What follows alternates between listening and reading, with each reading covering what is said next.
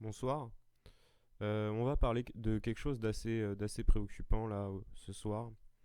Euh, Vous avez tous constaté que depuis quelques semaines, la tendance s'accroît de jour en jour, il y a un revirement médiatique vis-à-vis du mouvement des Gilets jaunes, notamment au sujet du maintien de l'ordre, et que les sondages, par exemple, même des grandes chaînes d'information comme BFM, etc., les sondages ont changé. On nous a annoncé pendant des mois et des mois que la grève gênait les Français, que le mouvement des Gilets jaunes n'était que marginal et que les Français voulaient sa fin.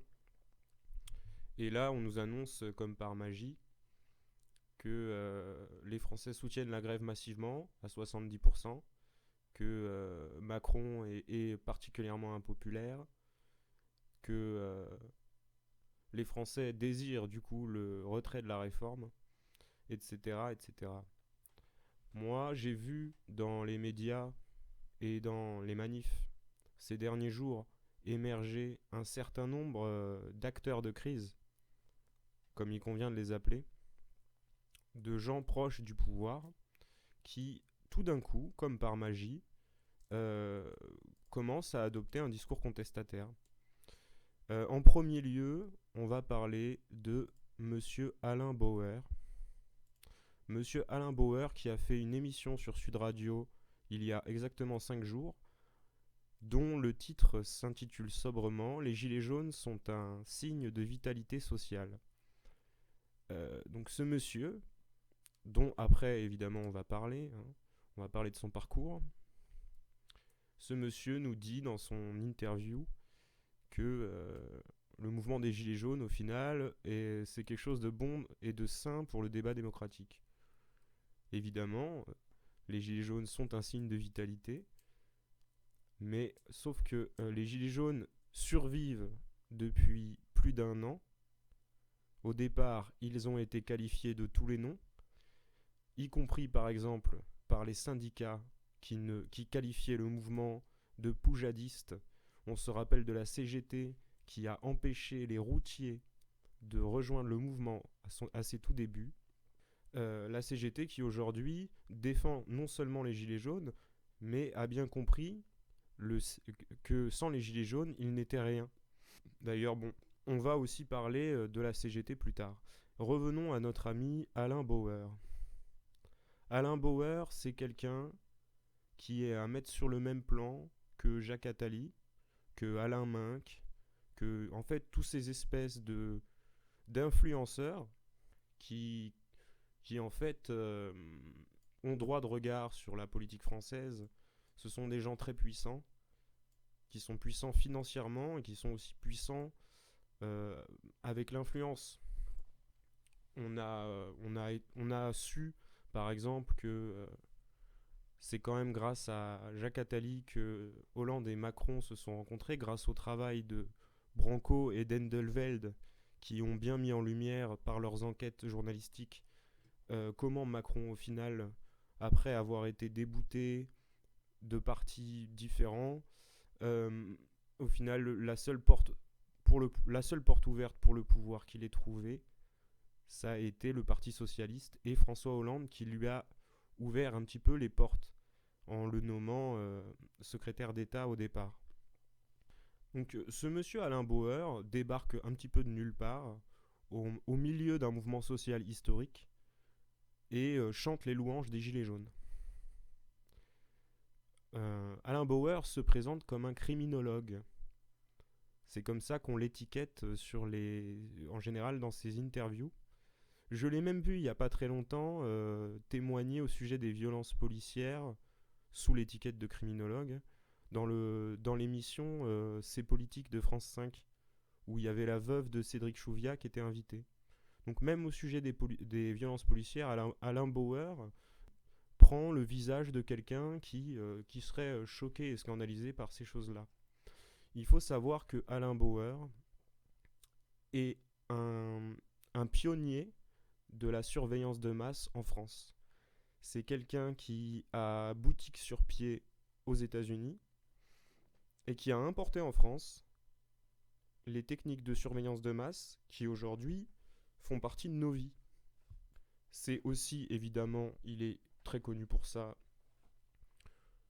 un ancien maître du Grand Orient de France, la loge maçonnique la plus importante en France. Il a été grand maître de 2000 à 2003.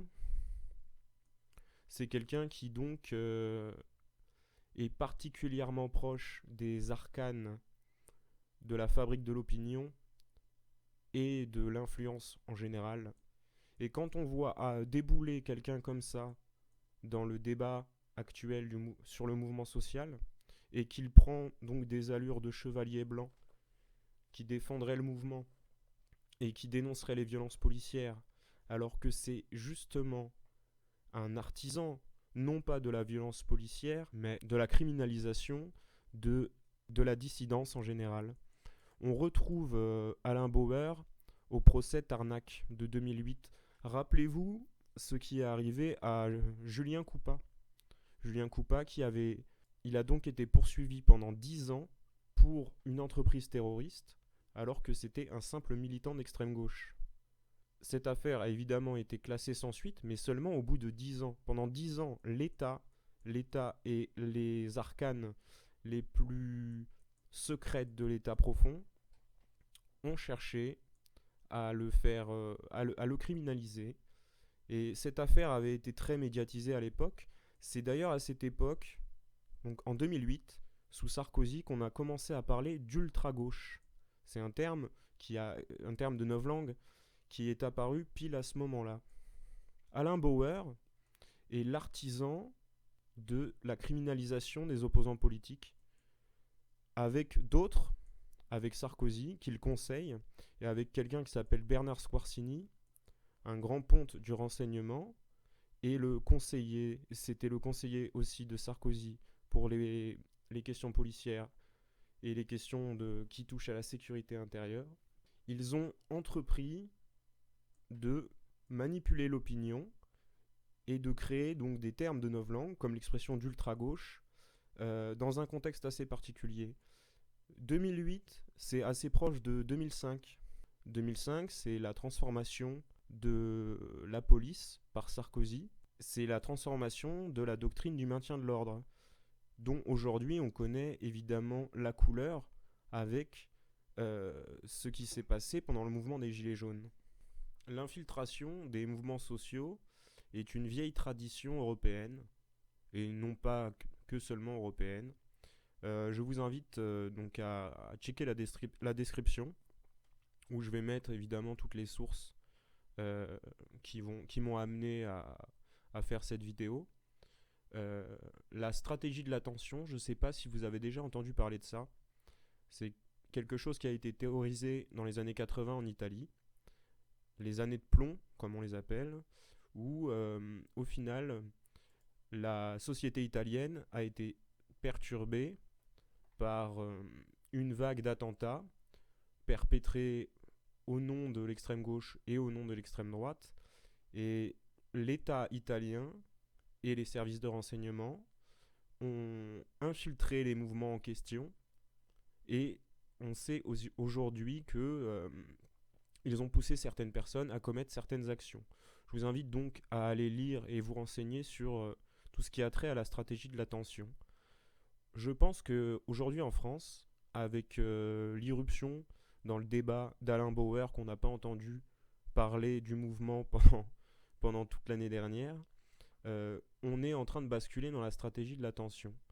Alain Bauer, c'est vraiment quelqu'un qui interroge, c'est quelqu'un de très puissant. Donc non seulement c'est un ami de longue date de politiciens particulièrement controversés comme Sarkozy ou Valls, et qui sont des gens évidemment qui font partie de réseaux plutôt controversés. C'est quelqu'un qui est très influent dans les milieux militaires, les milieux sécuritaires et les milieux du renseignement. Il a un certain nombre d'affaires aux fesses, et là encore je vous invite à regarder la description pour vous renseigner par vous-même. Il a un certain nombre d'affaires aux fesses qui le mettent en cause.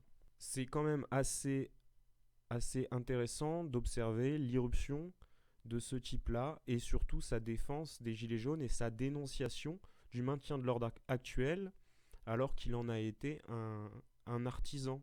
Quand Sarkozy modifie la police en 2008, en tant que, euh, en tant que président, comme il l'avait fait en 2005 en tant que ministre de l'Intérieur, Alain Bauer est dans les petits papiers du pouvoir et Alain Bauer conseille le pouvoir.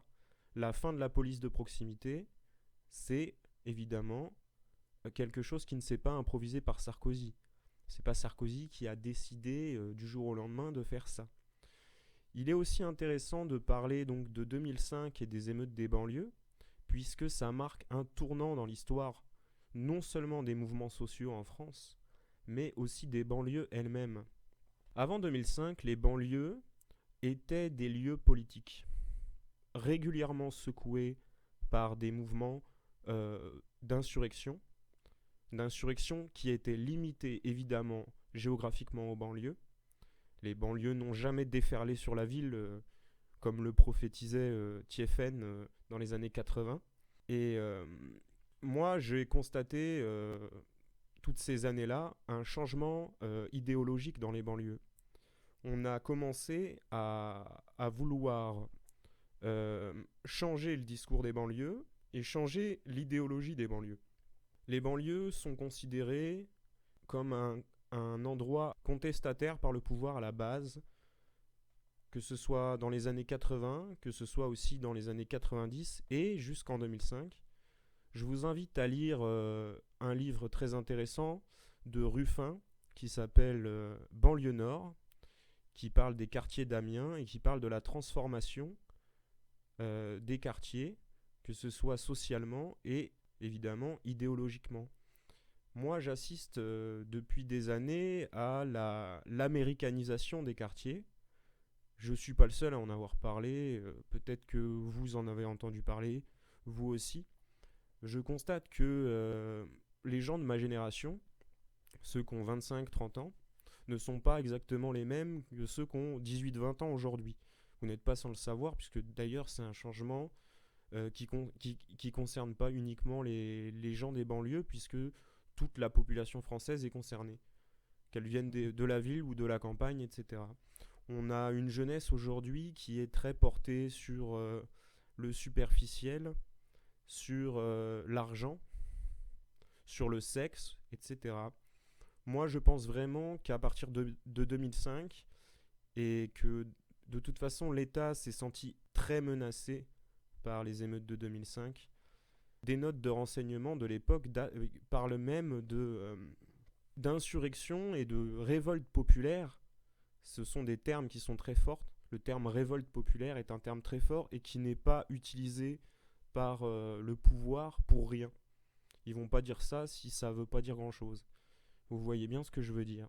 Je pense qu'Alain Bauer et d'autres ont contribué à américaniser les quartiers, à leur enlever en fait quelque part leur identité et leur marqueur politique qui était très marqué à gauche. Aujourd'hui, par exemple, quand on va discuter avec des gens des quartiers populaires, ils vont nous dire qu'ils n'en ont pas grand-chose à foutre de la politique. Ils vont nous dire qu'ils voient ça d'un œil très extérieur. Et c'est une des raisons pour lesquelles le mouvement des Gilets jaunes n'a pas touché de manière directe et frontale les quartiers populaires.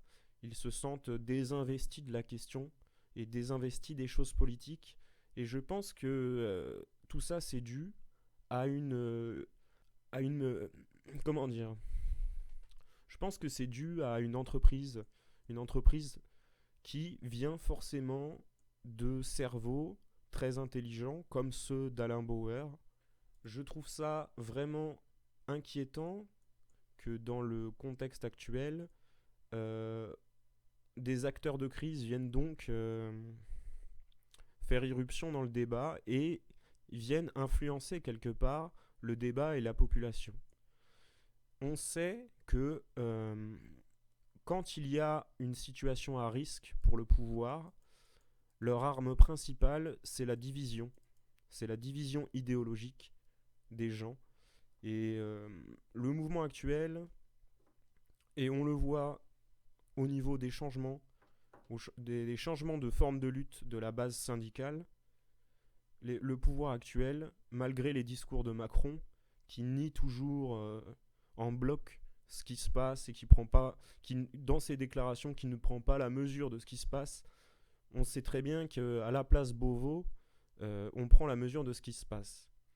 Pour ceux qui n'ont pas lu ce livre, qui est évidemment à lire, je vous invite à aller voir le livre de David Dufresne, qui s'appelle Dernière sommation, où on a une description très précise qui vient sûrement de sources intérieures du sentiment général qui règne à Place Beauvau, au ministère de l'Intérieur, et de la manière dont ils prennent les choses. Il ne faut pas confondre le politique du policier et de la hiérarchie policière. Si le politique, dans ses discours, ne semble pas prendre la mesure de ce qui se passe, vous inquiétez pas que dans les services de renseignement, ils prennent la mesure et ils vont donc essayer d'influencer par des biais assez variés le débat politique et surtout le mouvement social.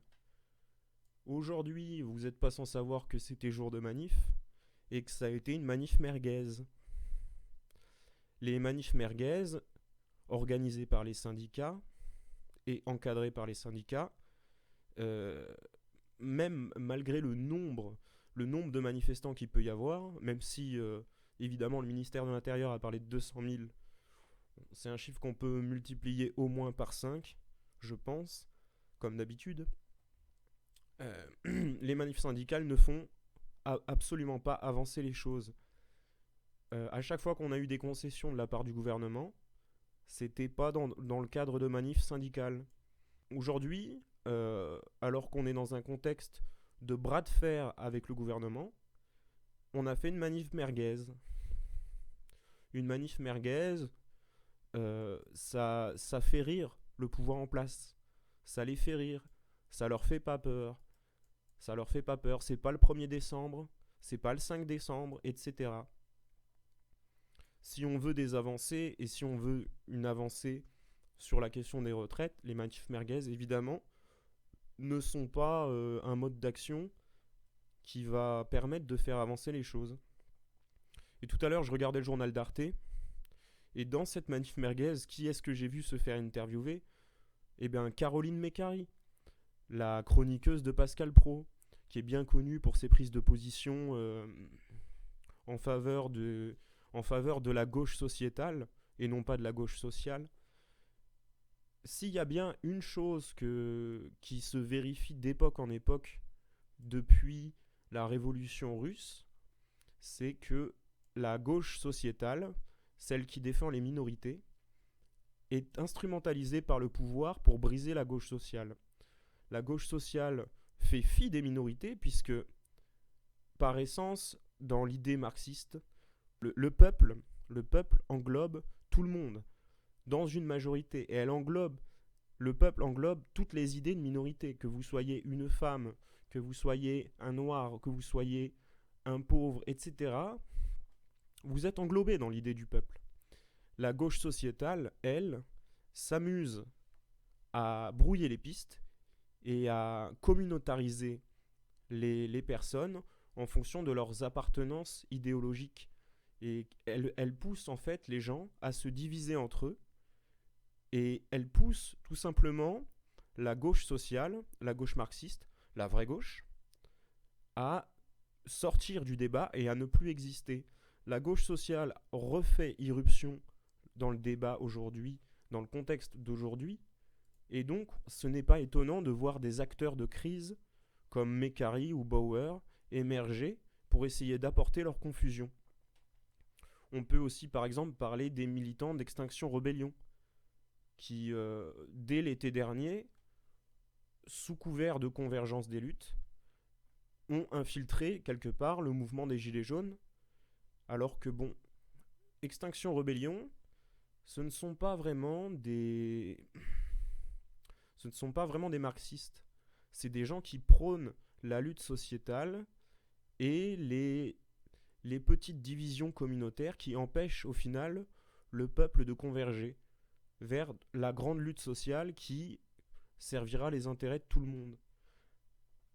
Sous couvert de faire de l'écologie, les militants d'Extinction Rebellion ne s'occupent pas énormément d'écologie. Et ils ont beau y faire des actions coup de poing, euh, ces actions coup de poing n'ont pas servi à grand chose. Quand je les ai vus occuper un magasin toute une nuit, et quand je les ai vus foutre les flics dehors, j'ai trouvé ça assez cool, personnellement. Je trouvais ça assez cool. Mais les militants d'Extinction Rebellion, pour moi, sont des agents de confusion. Ce sont des agents de confusion qui, en plus, euh, s'inscrivent dans la lutte écologique, donc une lutte qui est noble et qui est nécessaire, mais par contre, cherchent encore à diviser la gauche entre le social et le sociétal. Ça a été aussi tout le propos du trotskisme au XXe siècle, et surtout dans sa deuxième moitié, après la quatrième internationale. Les trotskistes, donc les partis trotskistes comme la LCR, l'ancêtre du NPA, ont toujours cherché à discréditer le parti communiste de Georges Marchais, etc.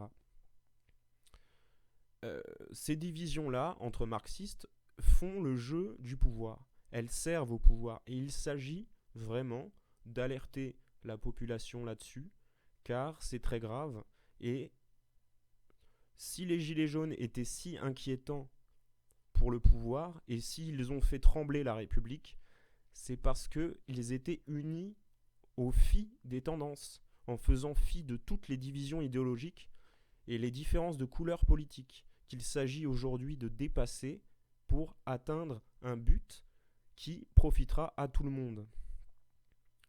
Moi, quand je vois des Alain Bauer qui défendent les Gilets jaunes, alors que c'est quelqu'un qui est mis en cause dans des affaires de corruption qui concernent des sujets très graves, et encore une fois, n'oubliez pas d'aller lire un petit peu la petite prose journalistique que je vais mettre dans la description pour se rendre compte d'à quel point ce type est abominable. Et il ne s'agit pas de faire un discours anti-maçon. Personnellement, je ne suis pas l'ami des francs-maçons. Je ne les aime pas vraiment. Je ne les aime pas du tout. Mais c'est pas là-dessus que je veux orienter ma critique.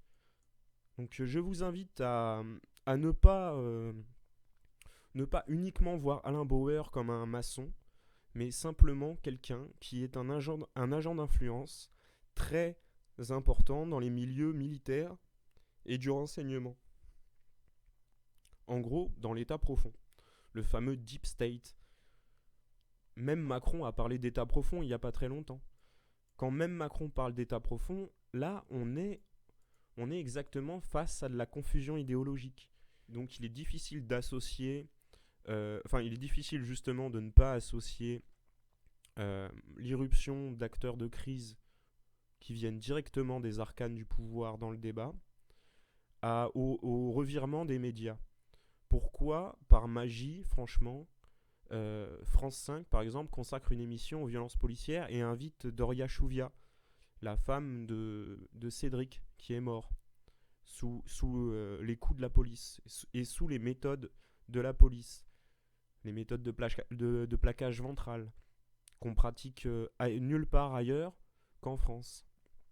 Pourquoi il décide, franchement, de lui consacrer autant de place? Pourquoi David Dufresne, du jour au lendemain, se retrouve à nouveau invité sur les plateaux télé pour parler de son travail, alors que lui-même a été particulièrement esseulé pendant toute l'année dernière et qu'il était le seul, tout seul, à couvrir les violences policières de manière presque scientifique, à les accumuler, à les propager sur Twitter?